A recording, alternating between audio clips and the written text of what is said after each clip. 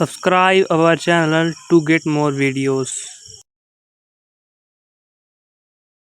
अपने पहला प्रश्न की ओर। आज का पहला प्रश्न है, वर्ष 2020-21 के लिए आयुष्मान भारत परियोजना के तहत स्वास्थ्य एवं कल्याण केंद्र (HWC) स्थापित करने में किस राज्य को नंबर 1 राज्य के रूप में स्थान दिया गया है? ऑप्शंस है तमिलनाडु, उत्तर प्रदेश, मध्य प्रदेश, कर्नाटक, गुजरात। तो सही ऑप्शन हो जाएगा कर्नाटक।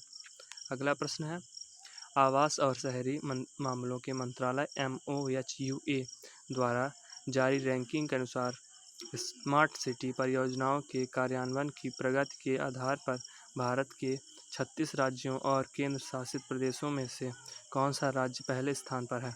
ऑप्शंस है राजस्थान, उत्तर प्रदेश, झारखंड, ओडिशा, बिहार। तो सही ऑप्शन हो जाएगा झारखंड। अगला प्रश्न है, उस भारतीय विद्वान का नाम बताइए जिसने क्रांतिकारी DNA अनुक्रमण तकनीकों, अगली पीढ़ी DNA अनुक्रमण NGS के विकास के लिए प्रोफेसर डेविस क्लेनरमैन के साथ 2020 मिलेनियम टेक्नोलॉजी पुरस्कार जीता है। ऑप्शंस है professor Sugata Bose, professor Sankalp Bala Subramaniam, professor Avinash Dixit, professor Ramesh Mashelkar, professor Ashok Venkataraman. तो सही ऑप्शन हो जाएगा प्रोफेसर शंकर बाला सुब्रमण्यम। अगला प्रश्न है, पर्वतरोही ताशी यांगजोम किस राज्य केंद्र शासित प्रदेश से हैं जो 2021 में दुनिया के सबसे ऊंचे पर्वत माउंट एवरेस्ट को फतह करने वाली पहली भारतीय महिला बनी? तो ऑप्शन है सिक्किम, लद्दाख, अरुणाचल प्रदेश, हिमाचल प्रदेश, उत्तराखंड।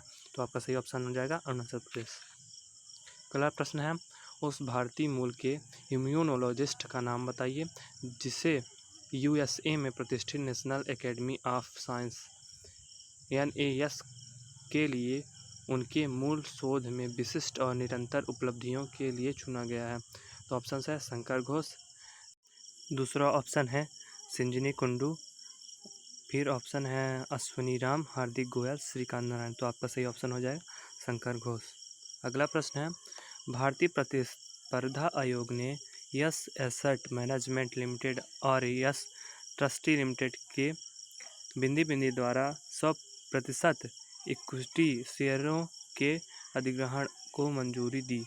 तो ऑप्शंस हैं GPL finance and investments limited, दूसरा ऑप्शन है wealth India financial services pro limited, अगला ऑप्शन है Reliance capital limited, HDFC asset management company limited, last option है टाटा इन्वेस्टमेंट कॉरपोरेशन लिमिटेड।